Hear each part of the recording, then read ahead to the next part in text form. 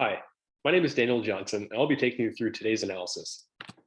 In this video, we see Pete, who is back in the gym preparing for the next session with Lucy, age 26. Lucy is an Olympic gold medalist in the sport of windsurfing. Lucy had just returned from a regatta where she did not perform as usual. And as she entered the gym, Peter noticed she's looking a little bit lackluster.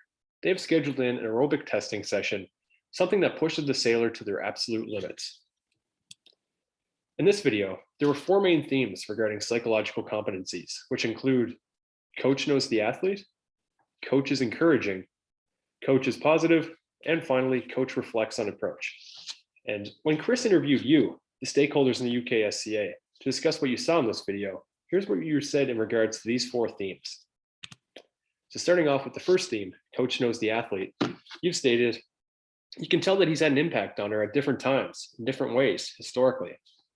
Secondly, she's got to know that you know your stuff, and she's got to know that, that you care, and she's going to know that you care about her and what she does. And although I sort of critiqued him actually talking about his own scores, what he has done is let her understand that he knows what it feels like to do the tests.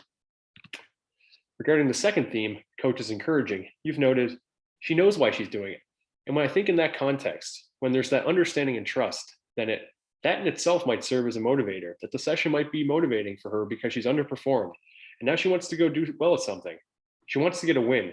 And that was the opportunity. But I think for a lot of athletes, if they don't have that relationship with the coach, they would see a test-based session as another potential, as another opportunity to fail.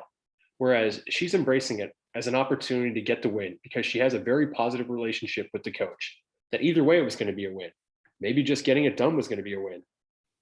Secondly, clearly there's respect and affection for him, Pete, as a person and as a coach. Straight away, he's on the front like, go on, listen, don't worry about what happened to the weekend. Let's think about today.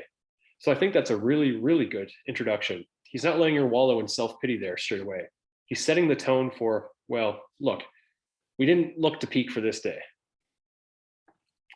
Regarding the third theme, coach is positive, you've noted, he does value her opinion as an athlete as well. He doesn't say, right, that's enough. You've had enough recovery time. He says, do you think you've had enough recovery time?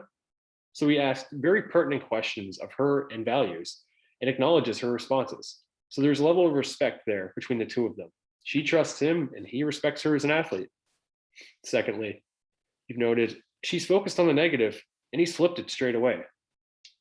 The standing thing straight away, that's different. I think he took the time when she said, I don't really feel like it today. He immediately went into praising her and reminding her about positive things. So again, it felt like he was more athlete-centered in terms of just, it's less about him and more about thinking about her. And the end result of what the training session was he showed a level of detail.